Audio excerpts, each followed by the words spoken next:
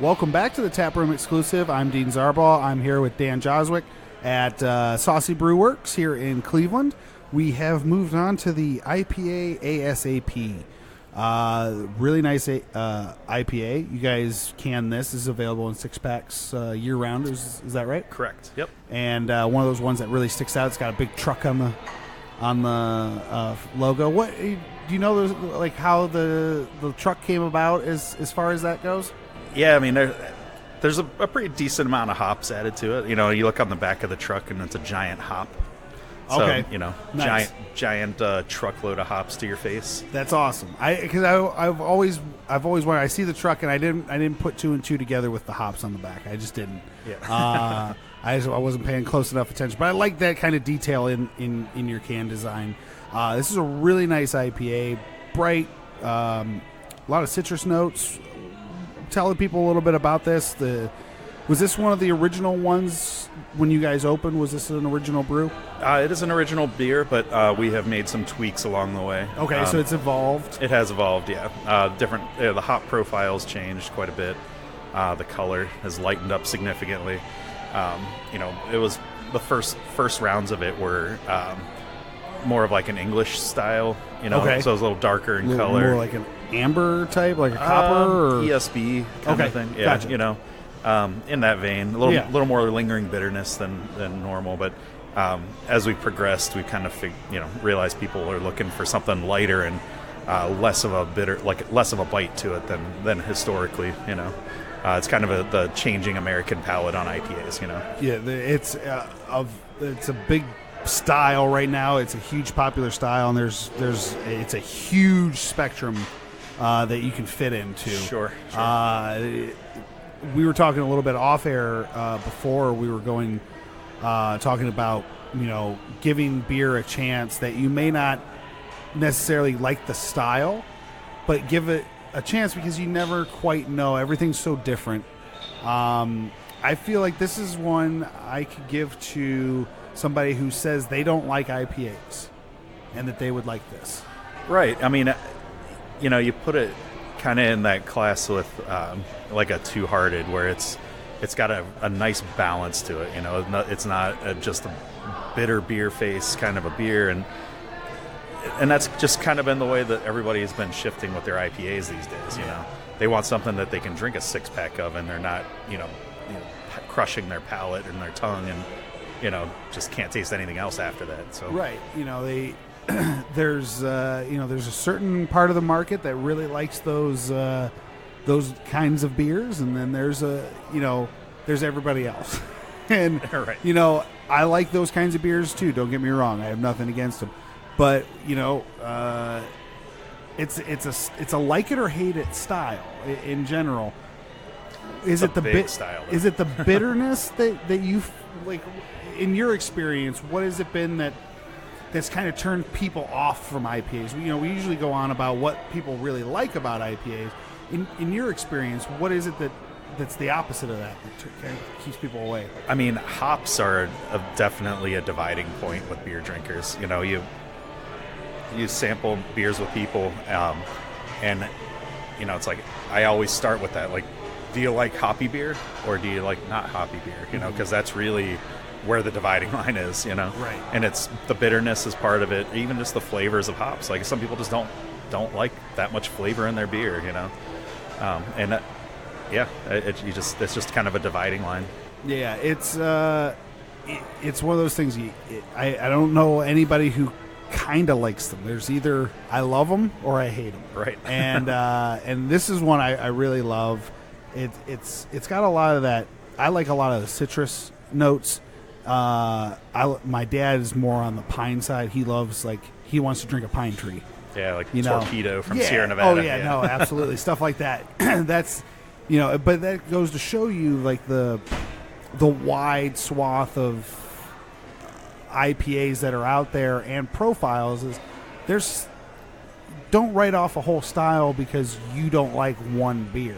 Right. And this is something if you're listening to this and you don't like IPAs, come out to Saucy Brew and get an IPA ASAP, because I think this is one that makes everybody happy. It makes the beer nerds happy. It makes the new people to craft happy. And I feel like a lot of people coming into craft are coming from not necessarily macro these days. They're coming from like spirits or like wine or something like that. And it's such a big shift. Would you say that? What's been your experience actually? Like where are craft drinkers coming from? Yeah, like where in your experience, do you think people are coming in from like macro, or do you think people are coming in from like the wine spirit side of things? That's a good question. I don't know that. I'm not sure that I've paid a whole lot of attention to where people are coming into the category from, other than being a local brand is always a big thing for That's us. A big thing, yeah. Supporting a local business, that kind of thing. And just people wanting to try new things. Like there's always always the need for wanting to try new things. So if it's a brewery you'd never heard of, you want to pick up their IPA. I think as an industry, one of the big things that in 2019 I think we need to kind of really figure out is, because spirits are such a big part of the industry right now, is how to bring them into this side of things too. No, it's an interesting perspective. They have different things to offer for sure. And carbonation and bitterness, and like in hops and things like that, I think can make or break it for people. Right. But that's a big thing with like the hard seltzers are a big thing right now. Sure. It seems like everybody's bringing out a hard seltzer now, and it seems to be like that. That's kind of the market they're trying to really like cater to in a way. There's a lot of craft breweries getting into the seltzer game. Yeah, absolutely. And there's a lot of cases being sold of that product out there, and it's not just been seasonal. So there's a lot of people who are looking at it going, "Wow, maybe we should try this." It's kind of got that broad appeal, and there's some people. It's, again, I don't normally like seltzer. I can do carbonated soda, but when I get into seltzer, I just don't like it. But it's one of those things where you got to just find the right one for you. Yeah, and it's it's a nice, fresh, easy thing to drink. Yeah, no, absolutely. Going back to the ASAP, so evolving a beer, what was the idea behind that? Changing the profile, was it just feedback from customers?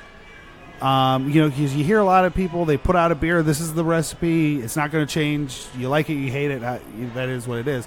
Why did you guys decide to kind of say, hey, like, okay, let's maybe change things up a little bit?